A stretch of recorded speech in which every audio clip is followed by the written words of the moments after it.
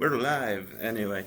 So, yeah, I wanted to make a small presentation because we're starting the CTF today and a lot of people haven't really done CTF before. So, yeah. I still use this thing like it means anything, but it's like probably the mitochondria is the powerhouse of the cell or some shit from some scientific template. Isn't that the Windows background? What? No. Anyway, yeah. We have memes because I was very tired when I was doing this. So yeah, CTF is like a big thing nowadays in the space because like a lot of people can't really get the experience without working, but you can't work without experience. So the middle ground that people have found for upskilling and whatever is making competitions. I tell people to people, yeah, just bring your laptop basically, and you can install shit if you want.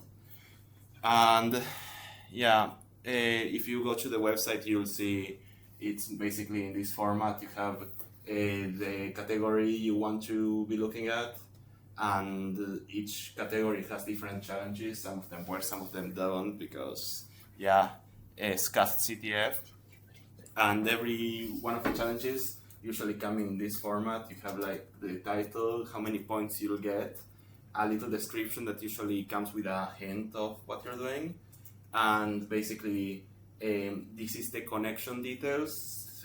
Web challenges usually come with a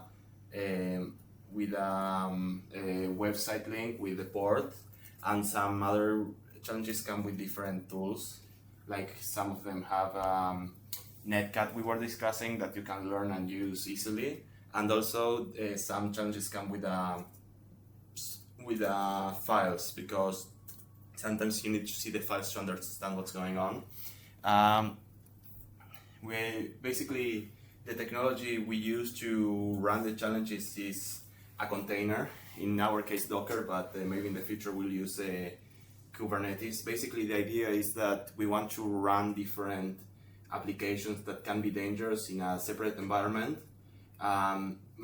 Virtualization, virtual machines work similarly in the idea that it's a different environment, but in that case you have a lot of other stuff on top of whatever you want to run.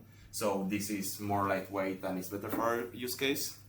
Docker usually comes with a file called a Docker file that allows you to run what they want. This is an image, basically the base of whatever you're using. This is just, for example, in this case, some Linux distribution that comes with PHP and Apache, so you can run that from the get-go, and it just copies some files and runs some commands.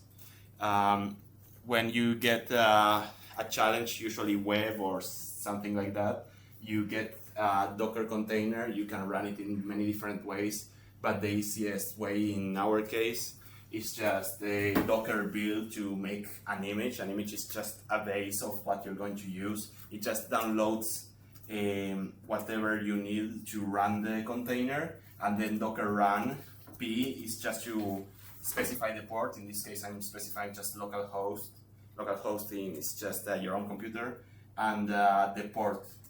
Because different containers expose different ports, you have to choose. For example, in the case of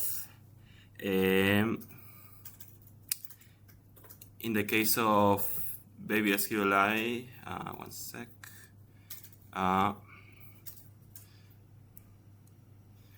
Universal presentation.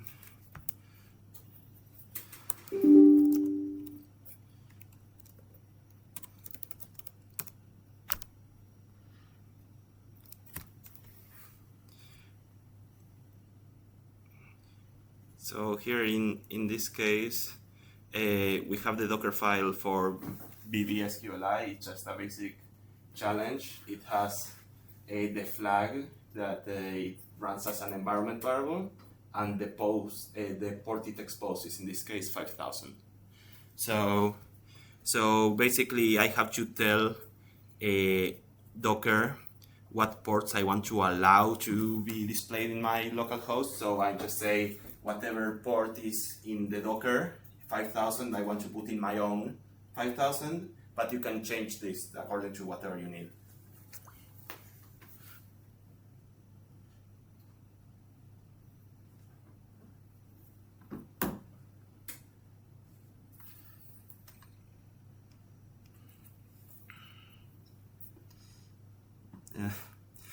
someone's telling me something's broken.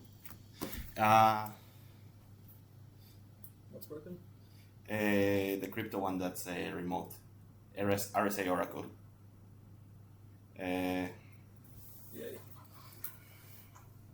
I'm installing that account on my phone because I don't know. I'll check it. You continue. Okay, so Kali Linux. Kali Linux is just a tool that's not always necessary, but usually makes your life easier because it has like a lot of tools inside of a virtual machine that you can just use to run whatever you want. I always make it a meme because it's retarded, because like you have all the tools in a lit package. It's cringe, but whatever. You have like all the tools you need. If you want to download just one virtual machine and have basically everything you will need, it's here. We're going to start talking about the first category, which is crypto. Enjoy the meme anyway. The idea is that cryptography as an idea is secure, but as an implementation is usually not always secure. So you can make something that you think is going to be perfectly secure, but when you look deeper into it, it's really not. So a tool that's very much used in the field is Sage. Sage is just a math engine that like different tools use as a backbone, and basically you can use to do different things. This is one of the challenges I put there. It's called complementary. The idea is that you have the flag and you open it, and what you do is grab half of the flag and separate it into two. So the first variable M1 is the start of the flag, and M2 is the other half of the flag, and you multiply them together. So when you look at it, it's just like, okay, it makes sense. Here we start with VIU and whatever until the half of the flag, and here we have whatever until the end. But when we multiply it together, we get a recognizable mess. We don't really know what's going on here. So what do we know? We have two strings turned into big numbers. It's just like what this function does is just basically turns from bytes into integer, just like puts them all back to back and turns them into an integer. And then one of the numbers we know starts with VIU, which is usually very important for cryptography, just to know a substring of whatever you're trying to discover. We have Sage that we can use to factor numbers really fast. I don't know, Sage, okay, then think one through. So what we'll do, we'll find the factor of the output numbers that starts with VIU. We'll use it to divide the output to get the second part of the flag, and profit. I mean, the solution is pretty easy. This is one of the easier cryptographic challenges. You just open whatever file is the output. I called it this, and we just find the divisors with Sage. We turn whatever iteration we're going through, turn it into bytes, and divide the second number but by whatever number we get, and we suppose that this is the flag, and we check if the flag starts with the substring we knew, VIU, and then we print the flag. So this is, factorization is usually pretty hard. So if we try to run it, the idea is pretty easy, but if we do it, it's going to take a bit, because again, we are trying to find everything, and this is a fake flag. If you want to get the real one, just run this on the challenge you'll get. But basically, the idea is pretty simple. The longer the flag is, the more complicated it's going to find the divisor we want. But cryptographically speaking, it makes sense. You try to find some substring that you know, and just try to find all the rest. I didn't really prepare much else for crypto because everything else goes a bit over my head. But for example, RSA interval, it's a harder one, but if we go to baby RX, like this is a usual cryptographic work, and basically you need to understand how to reverse this output. The way you do it is by finding some problem in the implementation against how the implementation should look. Again, I'm not the best to talk about that. I'll try to find someone that is. But yeah, and now for web, that's the thing I know most of. A tool that's very much used in the space is Verbsuit. It's a professional tool used by professionals and also by kids. So but it's important. It's a tool to just go ahead and look at the request to a certain website. So if I go to the Kali Linux machine and I try to open Verb, which will take a bit.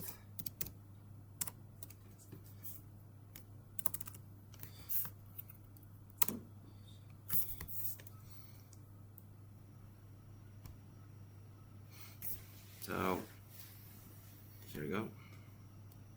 You can just open it, and basically some years ago it was a bit painful that you had to just connect this to one of your browsers, so that browser couldn't be used without proxying or whatever. But nowadays you can just go to the proxy tab and just open a browser that comes with the tool, and basically if I go, let's see,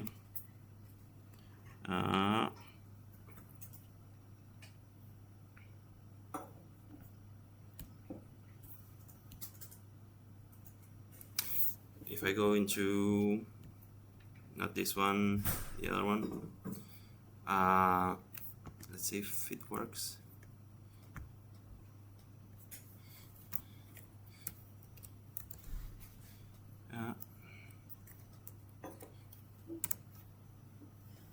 Here.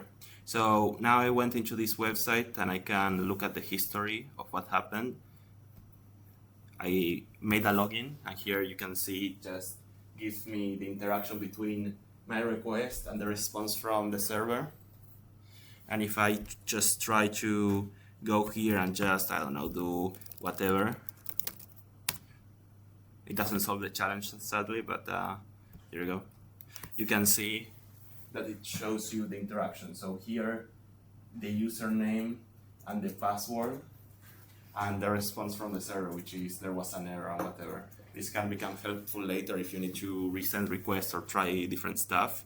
So yeah, you just see, if you don't know how HTTP works exactly, basically you have the start, which is the method that we're using, the different information that is important for the server and the computer to know what we're talking about. This is like the host is what I'm talking to, what server, what I'm using to talk to them, what type of files I want, and the type of my file, and whatever the length is. The length is important to a lot of stuff, not today, but whatever. And this is the body. The body usually has the information. So if I'm sending a request connected to signing in, usually the body has the information. And cookies are important for websites in general, but in challenges it's also connected to sometimes the cookies has secret information they don't want you to know. Not all developers do this correctly, but you have to look at cookies sometimes and they can be helpful. And usually we talked about two types of vulnerabilities: client-side vulnerabilities, which is like my website has a problem, someone can make me go search something that I don't want, whatever, or steal my cookies. And server-side vulnerabilities, which are usually way more serious because you can change different information on the server side. I'm going to talk about some technologies that are vulnerable to problems. If you ever work with Python and web servers, you know about Jinja, which is part of Flask, that lets you just grab some information, some template of of whatever you want and add more information depending on what the user asks. So how can this be problematic? Well, there's a lot of problems when you aren't filtering the data correctly. These are what are called server-side template injections. Basically, you're trying to check what the server does when you input some type of information. Usually, when you put like 7 times 7, what you'd expect the server to tell you is what the fuck is wrong with you. Just who's calling me? Yeah. Okay.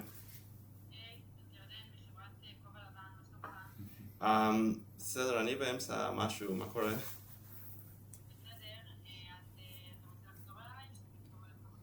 אני אחזור אלייך יותר מאוחר.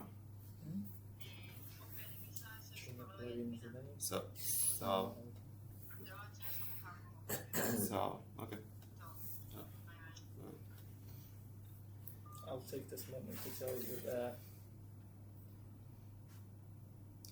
Someone called me from a company that's called White Hat, and I'm like, what the fuck, in the middle of a presentation? Whatever. you missed your chance to get into people.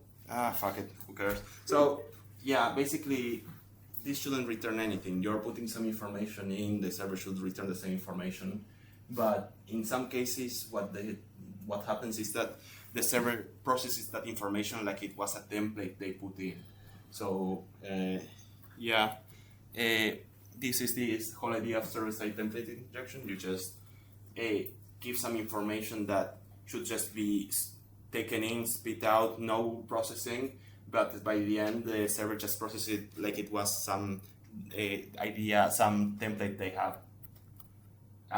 Identification used to be like this. You say like, if this works and it makes 49, then maybe you try this and you know what type is. And then nowadays it's a bit more complicated, where there's so many different template engines that figuring out what you're dealing with and how you can affect it is more complex. But now we're just working with Jinja, and there's one challenge that has Jinja, so take that into account. So basically, the idea with Jinja is that there's a sandbox. So sandbox is just an environment that can't really execute everything that normal Python could. So what you're trying to do is trying to find something that connects you to the outside of the sandbox so you can execute commands. So for example, you render whatever, this is called hello HTML, and you have two different things. So if you can access the username is both outside and inside of the sandbox, so you can do what? So you're trying to recover the class object. Object is like in Java and in other object-oriented programming languages, just some class that is connected to every other class. So basically what we're doing here is trying to find the class object, and there's different ways of doing it. It depends how well either the engine or whoever is managing the security it does this. So you have parentheses that is, like stated here, always inside of the sandbox and outside of the sandbox, and you can try to find the class, and the class has a base and the base has a subclass, and like that you can find the object class. And this is RC. RC is just a remote code execution, just executing arbitrary code in wherever you want. So you go and you can just go quotation marks class, MRO is just a Python thing, and you can go to the subclasses, and 40 is just the file class. So you can read things from the operating system, and this also works, and you'll find it in one of the challenges. If you look close, you'll find that this is the solution.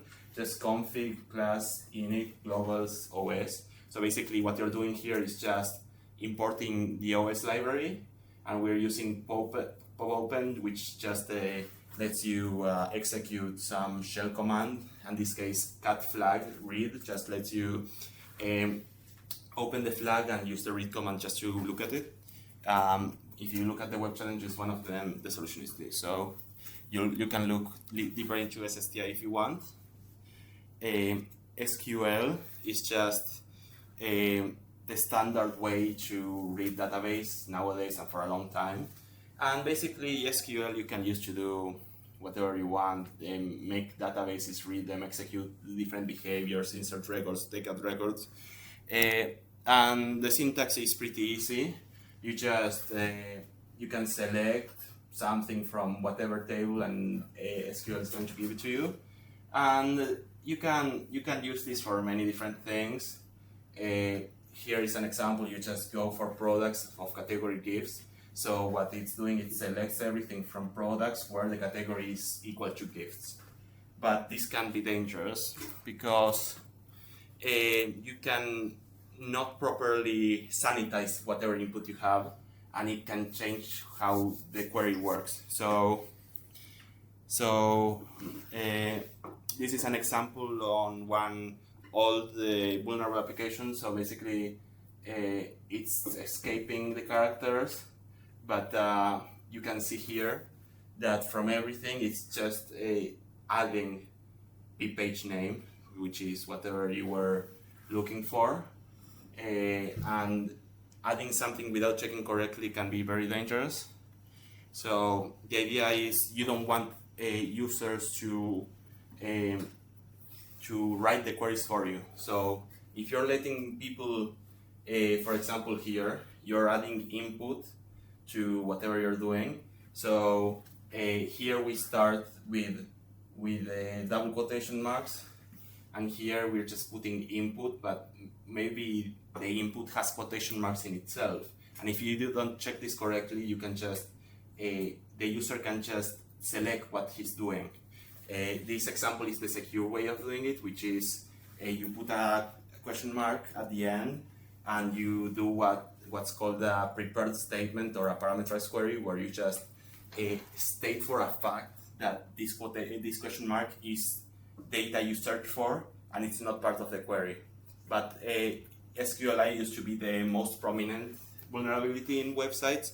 Nowadays it's not as much, but something still happens. So one of the SQLI challenges that's on the CTF is BBSQLI, which I took out from someone, but the idea is pretty simple. You have a username and a password, and you have to log in. But it gets more complicated than that. So the idea here is you get the flag from the environment, and you just add the flag into a table called flags. But it's separate from the users table. So like there's two different tables. One is for the flag and one is for all the users. And if you have never worked with Flask, basically it works like this. You can make a decorator for each root. So this root is the index, and this is the login. And each of the different roots have a different...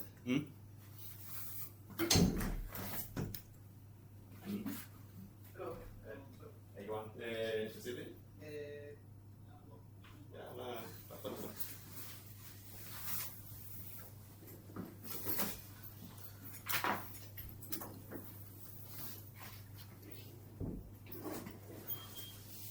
So basically the idea is that Flask has different decorators with different endpoints. This is the index, it has its own logic. In this case it just goes for the login by itself. And the login, you can see just if the method is posed, then it does some logic, and if it's not, it does some other logic. But basically what you're trying here is to find how to get the flag. So right now we don't have user, we just, I don't know if it shows here, but basically they add an admin, and you don't know the admin, the password is random, so you can't figure that out easily. And but if you keep searching, you realize there's another endpoint, which is register. Register lets you post a username, an email, and a password, and just it generates the username. If you see here, the username is parameterized, so it's safe, there's no injection here. But it just registers and redirects to login or register depending on what the result is of the query. So did you see the problem already? I maybe you haven't, maybe you didn't. So on the login, there is SQL injection. Why? Because when we are doing format string in Python, it's the same as just adding the thing. Like there's more information to it, but basically you're just grabbing whatever's in username, adding it to whatever string we already had, and just executing the output in this case. But there's important information here, which is the username is checked. So you have to register with a username that is valid, and then there's an SQL injection here, and it's checked that the username is real, and the password is also checked against the hash password, which is whatever we got back from the password here. So how do we do this? We know that we can register, and we know that there's no SQL injection here, but we know that in the login there is an injection and the username is checked. So this is the interesting part. You can do something that's called a second hierarchy, or like second level SQL injection, which means the information was already in the database. In this case, it's a bit more complicated because we are putting the information here, but because it's checked, it's there in the middle. So basically, we know that the flag is currently inaccessible by all users because it's in a table that no one can touch in theory. The registration has no SQLI, but the login does. So this can be interesting. The login has a check for username provided equals username in database, which will be important later because we can just make an SQLI and everything works because it's going to be checked against something in the database. We have an email field that doesn't help us log in or affect the state of the website. I don't know if you saw this, but basically when you execute the login, there's username, email, password from the table, but you don't really use it for anything. So we want to create a user that will trigger an SQLI that's get us the flag. We can register a user that has an SQLI as the usernames to be executed as login, because like there's no SQLI in the registration, so we can do it at login. And we can put the flag in the email field because it's not checked. It doesn't help for anything. So yeah. So this is the solution or the query. To explain you basically, there's a whole category of SQL attacks that's called union attacks. Basically, you have the original query, select username, email, whatever from users, what username is, and we don't care about this part. We just say, and after we do all this, we also want to add something else. That's the union. If you know SQL, you know what I'm talking about. So you add to whatever, because it's closed immediately, it's not going to return anything. And then after the union, we select username, because again, we are checking the username against to what we put in the sign up or the login in this case. And then this is a subquery. A subquery basically means that it's going to execute at the same time as the query and put the information here. So we select the flag from flags, which just means instead of having the email here, we have the flag, and then a hash password. Why is this important? Because again, the password is checked, so we still need to add the hash password. This is going to be literally the hash password. In this case, I took it from the exploit Python script. So I'll show you the full thing later. And then from users where username like hash password. Why is this important? The whole thing is an SQL injection. So what can we look for that we know is not going to make more complicated problems? The hash password is going to be here, and also it's going to be here, so we can look for it on the SQL injection, and it's going to definitely give us what we want. Yeah, I basically describe what's saying here. Yes, and for SQL injections, for people that don't know, basically this is a comment in SQL. When doing SQL injections, it can be tricky to execute everything without affecting the whole line. So what we're doing here is finishing the statement and making everything else after it irrelevant. And this is the full solution. Basically, this is from the script of the person I took it from. So basically, you select a password, and it doesn't really matter what, and you make a hash password using the same library they use to make the hash. and here you basically generate the injection, and first you sign up with the username, and then you log in. So it doesn't matter, the email here doesn't matter, the password and username does. So basically, first you do a request with the sign up data, and then you log in, and if successful and if you manage to make the SQLI work, you should get the flag in the email. So you should see it in the email, and that's the whole thing. Basically, make a user sign up with the SQL injection, and everything should be in the email. And I can show you the exploit here. Can you Here. explain something? Hmm? Yeah. You did like username where username is equal to hashed password. It's not equal. No, yeah, I know. Like it's a substring, but why username? Because this is the username. So the username is going to have the hash password inside of it. Okay. So you could select by password, but you don't really need to. This is like easier because you know it's going to have the hash password. You can say from users where password like whatever, and it's going to work also. But this is cleaner and it's only pointing to the user. So if I go back and I go to BBSQLI, so here I should be able to do just as I showed. Docker. I should have copied the thing. This is why we have presentations. I usually make a compose, but basically what you have to make is here, Docker build tag BBSQLI.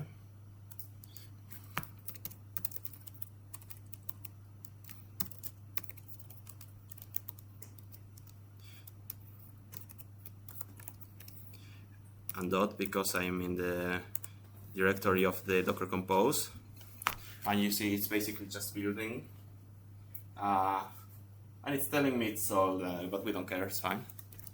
And then Docker run. This is usually the way you test every single one of your exploits, because they can be unstable and running it on the server can be a pain in the ass, so you just do it like this. Let's check that I didn't change it. I mean, probably I didn't. Yeah, so it exposed 5,000.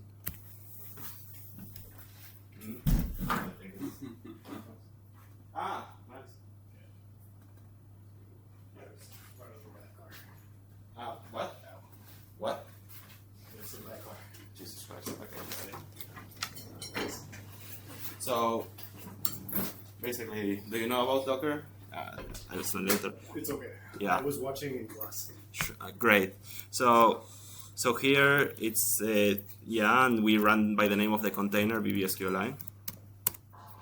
And basically now what it should do is run the Docker container. And now instead of going to this, I can just go to localhost 5000. Yeah, and it works. So this is basically the same as you have in the remote server, but in your own machine to check the exploits without having much trouble. And now we pray that this shit works. The solve, as I said, just localhost register and everything. And if I go here, It works. you have the fake flag. So I could also show it to you manually, but I think the point came across. Basically, you register the name, you sign up, and it should work. And if you want to run it later against the remote to get the flag, be my guest. So yeah. And that's basically SQLi. Later, there's my challenge that's also SQLi but more complicated. If you want to look at more complicated attacks, like different attacks, and this is a pretty good video, I put it in the presentation, which right now I realize is probably not public. One sec. Yeah, so I'll put the presentation up later, doesn't matter. Another challenge we have is one based on XML. XML is just a modular language, extensible markup language that you can use. It's like HTML if you know it, but basically you can make your own tags, do whatever you want. And basically this is the idea. You put the version of XML, and then this is whatever you want. Usually there's a standard between the server and the client doing it, but basically you have the root element and then the children, and every children can have infinitely many children. But what's important here is that you can define custom entities like this. And basically, in the old wisdom of whoever made XML, they made it broken as shit. So basically, you can make this whatever you want. It can be a reference to something else. You can reference some remote server if you want. But also, yeah, X system, whatever website, the URL, you can just reference a file in the same computer you're using. Why is that a problem? Well, what if you're not checking your XML correctly? What if you're just getting whatever the client sends you and just say, whatever, yeah, I'll give you what you want. So such was born XXC. It's just XML external entity injection, which is just what I was saying. You can send the server whatever entity you want. And if it says, I don't know, I want this file from this part in the computer, if it's not checked correctly, the server is just going to give it to you. And you can find it nowadays in websites. What can you do? You can just retrieve files. SSRF is just another type of attack, but basically what it does is just use the server to just make a request to wherever you want. But basically, this is what it looks like. Basically, you just send encoding and you make, when talking about the doc file, you make a custom entity called XXC, which is just the system and whichever file you want. Again, it doesn't always work, but it works in a lot of cases, and you just reference it and print it back to the user. You'll see there's a challenge like this. Suform, look at it later in the web category, but basically this is the idea. You get to make your custom entity and just run whatever you want. This I'm not going to talk much about. Basically, local file inclusion or remote file inclusion. The idea is that similar to XXC, you can just reference some file outside of the context you should be able to touch. Sometimes it comes in the way of putting .. like in Linux, you can just run something, you're in whatever directory, do .. whatever other directory and run something there. You're not really supposed to do this in websites nowadays. Like, if you can't do this, there's a problem. But yeah, look at it later. There's another challenge related to this. I didn't want to touch on it much because it's both basic and complicated at the same time, but look at it later. It's interesting. Yeah, and there's more info. Now, reverse engineering. Reverse engineering, there wasn't a don't do reverse engineering meme, but whatever. Yeah, basically, we're going to use Ghidra, a glowy tool of choice. Was developed by the NSA. It's a decent tool. It's a pain in the ass sometimes, but whatever. So how does Rev as a category work? Usually we just get a compiled binary. A compiled binary can be whatever, C++, C, Odin, OCaml, whatever. And basically you have to figure out how the file works and see how it can be exploited. Just how does it work? How can I inverse the way it works to make it for my entertainment? So I'll do a demonstration because I can. Here, let's say whatever. This is Ghidra. Basically, what you can do is just download it, Windows, Linux, whatever, and you can just grab all father's wisdom is the one we want to look at right now. Is one of the challenges. Yeah, no, the one I have is patched. So yeah, here you go. So we can just left click. And here, whenever you open something, it says, blah, blah, blah, has not been analyzed, would like to analyze it now? Yes, please. I don't want to do the work, let the machine do the work. These options, you can look at them later, but basically, there's some you can take out, there's some it's better not to take out. I'm just going to leave everything like it is. And it's just going right now through the binary and just looking at if there's symbols. Symbols, if you haven't learned, basically is just when you're running the compiler for whatever language you want, the different functions and variables have symbols, just letting you know what it is. Usually when you're doing something in production, they're stripped, meaning they're not in there anymore, but in this case, they are here. And basically what Ghidra does is both analyze whatever is going on in assembly and also disassembling it, making it readable for humans, or more readable anyway. So here we got something that's called main. Looking at this, you can basically realize this is really not C. Display listing, blah blah. The compiler, here we go. So yeah, you have the decompiler, and it says OS exit 0, fantastic, it goes out whenever it starts. Main print flag, okay, that's interesting, and then return. So basically what we can see from here is that the main print flag is unreachable. I don't know if I said it in the presentation, wait a second. So yeah, well, that's not suspicious at all, yeah. We have main print flag, which is unreachable, great.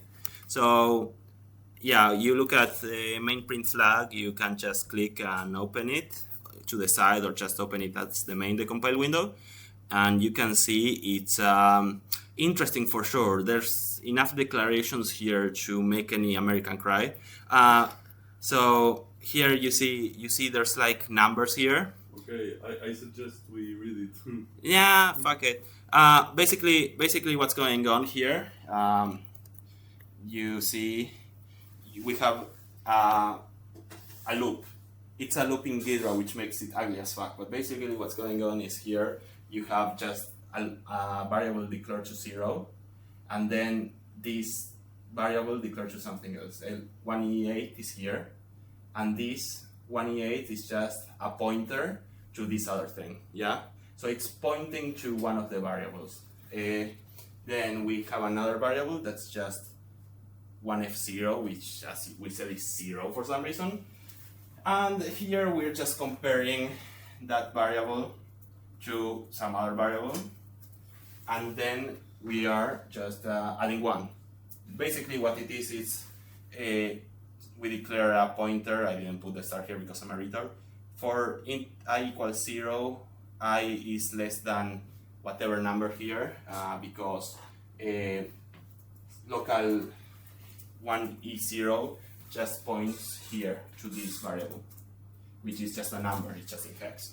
So if it's less than this, then we do I++, and then what happens in here? This is Odin, which is just another programming language, which is like C level, but not really. And basically what we're doing is we're grabbing this, which is just a pointer to a variable, adding this amount of something, 0 in this case, in the first case, and then doing XOR. XOR is the same as in C here, just declared by the content thing. And basically what we're doing is just going over everything, doing XOR with this number, and doing something and then printing it. Yeah, so basically what we're doing is XORing and printing, which is easy enough to understand, but basically now we say that's a pain in my ass. How do we look at it without all of the problems?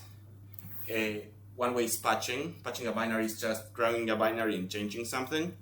the skipping an instruction in dynamic execution. GDB, some people know how it works, some doesn't, but basically it's just a way to change how the program is executing at the time of execution. And then we have miming, my favorite way of solving problems with a meme. So basically this is patching. You just go to whatever instruction you want. This instruction originally was JZ. JZ is jump 0, which means you compare two things, and if they give 0, then you jump. Jump just in. If they're equal. What? If they're equal. Yeah. If they're equal, you jump. Basically, you compare them however way you want. In this case, it was checking if the code should exit like you saw before. This is the comparison. If 0, then you exit. But you don't really need to do that. You can just jump. So I can show you here. So here is the execution. If we go back to main, it doesn't want to work. No. Here, main.main, the reference to main. So here you can see assembly, scary language, whatever. So it's comparing it, and if it's 0, then if it's not 0, then you exit. But as I'll show you later, basically what it did here is just make a variable, assign it to 0, and if it's 0, it kills the program. We don't want that, so we can change that. You can just come here, do a patch instruction, and just change it to NC, and you're done. What it does is just, instead of jumping, instead of not jumping and killing the program, it jumps and it goes through the execution of whatever we want. I won't go ahead and show you how you save it because it's trivial, but basically you can see that instead of exiting, what it does now, it just goes to main and prints the flag to the part we wanted. And basically I run it, it gives you this, that you have to look at it further. The other way was just... It's ASCII. It's a hex. It's a hex ASCII. Basically, jumping instructions with GDB. I'm not good at it. Look it up. Like it's not hard. I just have no practice with it, so I don't want to show you. But basically, the third way, which I do sometimes because I'm dumb, is you just copy paste everything to somewhere. In this case, I made a Python file and I made just a list of all the numbers. And I'm like, sure, now we just have to try XOR everything and turn char hex into ASCII. Easy enough. Then you realize you're a fucking idiot and there's spaces in the middle, so it doesn't work. So, yeah. Then you take out the spaces and try again. Then you realize you're a fucking idiot. You did it backwards. Because if you remember from this, basically it's going from here and then going up. So I did it backwards. So I did the smart thing, and instead of doing it correctly, I just flipped it. And that's assembly? That's an assembly? Here. Yeah. This is assembly, Yeah. and this is the decompiled code. The decompiled C, okay. Yeah, it's never going to be actual C, but it's going to be an attempt. So basically what I did is just flip everything here, like a retard, and just print it, and here you go. That's the actual flag. If you want to put it in the website. Pawn, I don't really know much about, but I tried my best, okay? So basically, yeah, pawn is about grabbing what you have, and people may think it's rev with extra steps. Basically, you reverse engineer something, you do something else, you're done. It's not quite like that, because the idea of rev is that basically you have what you want already in your machine, and you can change it however you want to go in the way you want. And usually in rev, the actual flag is in the file they give you, because the idea is just to reverse engineer it. So the difference with rev is that in rev challenges you can just modify the local binary, it will work. In pawn, you can modify the local binary as much as you want. It's not going to be like the flag. Wait a sec. Can you give me the charger one sec, or? Yeah. You need a turn? Yeah, but it has one, it's fine. So basically, in point challenges, you have to exploit the binary without actually changing it. You have to grab whatever you have and make it change execution based on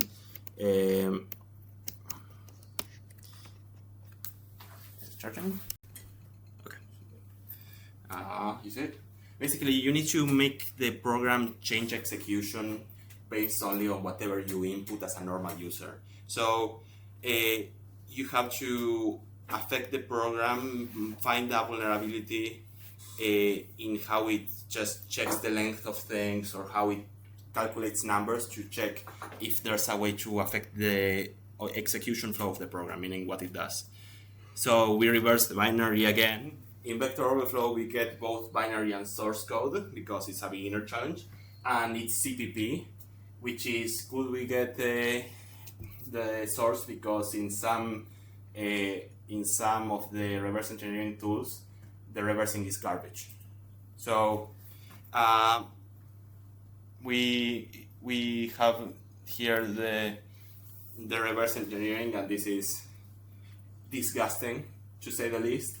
This is CPP but in Ghidra, and yeah, it's the ugliest fucking code I've seen in my life. So what do? We have tools nowadays that just can get you the different outputs from different machines. So hex race is usually the most used. It's IDA, but Binary Ninja 2 Ghidra is open source, so sometimes it has problems and we just deal with it.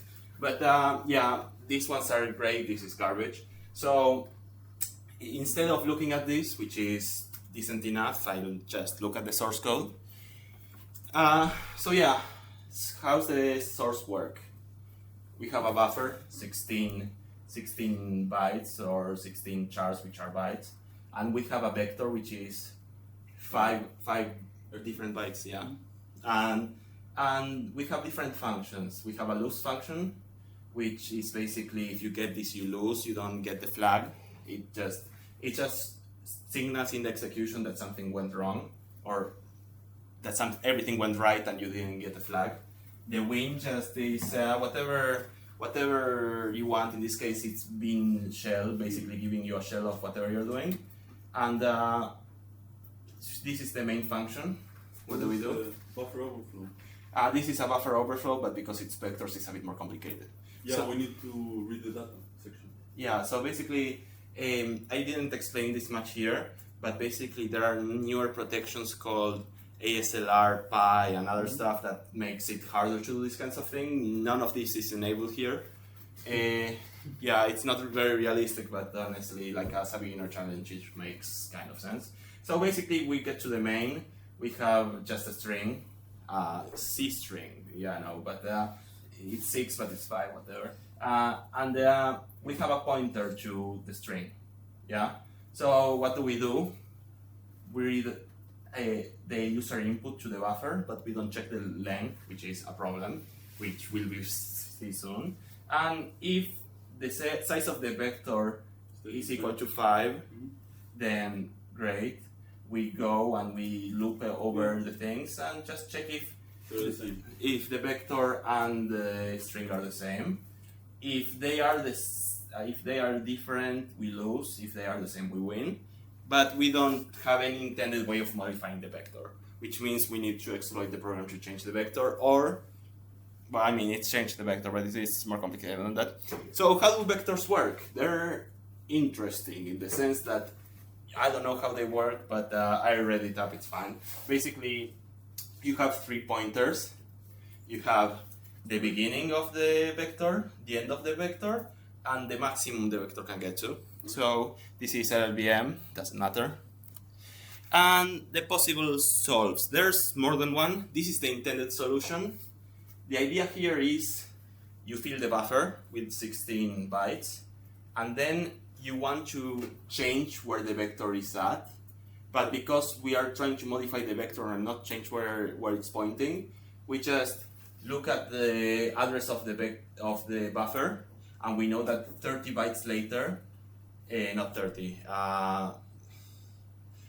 Hex 30, whatever. We have the start of the vector, and we want the end to be just the same place as it was before. For the length. And then this is some filler that was in the middle, and you just put that CTF in the end, which is the string we were looking for. You said there's no pi.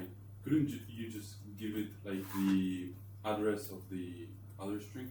Yeah, so that's the other solution. Basically, the alternative solution is, well, we don't really need to modify the space of the vector. We can change where the vector is. So instead of doing what we did before, we just have the buffer address, and basically we make this the start of the vector and the end of the vector just be this +5. We'll talk about it later, and basically it makes it so that it makes sense. And then the payload is the string we're looking for, 11 other characters to fill the buffer, and in the end just make the location of the vector just the start of the buffer, so it checks the DU CTF thing, and then the end just be the end of the substring we want. So it's just the same as we did before, but instead of changing the vector as at the place it was, we just change where the vector is in theory by the understanding of the program. So it just reads this inside of the buffer. Yeah. So, and this is just the execution. But basically, we make the buffer .ctf a bunch of A's, and make the vector just point at the new space we decide it is. What's the how does the memory look? You didn't show it. I can show it, but because I'm using Ghidra, it's going to be... Because we're overflowing the data section, right? So, wait a second. We have... I can close this. And what? Is it 32-bit or 64-bit? In this case, it's 32, I'm pretty sure. Those animations. Yeah, very, very snazzy. You're hacking now, okay? Yeah. You're ready to go. So basically, here's the buffer. It's here. So you have all this space, and then B, which has like... Okay, that's easy. Yeah, this is ugly as fuck because it's Ghidra. Like, you can improve Ghidra so it's better with C++, but as a base, it's garbage. Yeah. But yeah, it's easy. Like how Yeah, it's not that bad. Like, if you want to look at it a bit cleaner, I think I can just come here and do... Sorry. Godbolt is what you usually use to explore compilers, but if you want to decompile, you reverse the God and make it dog, and you just have dogbolt. Downloads vector overflow. Yeah. Okay. So here, if you go to Binary Ninja and go for buff,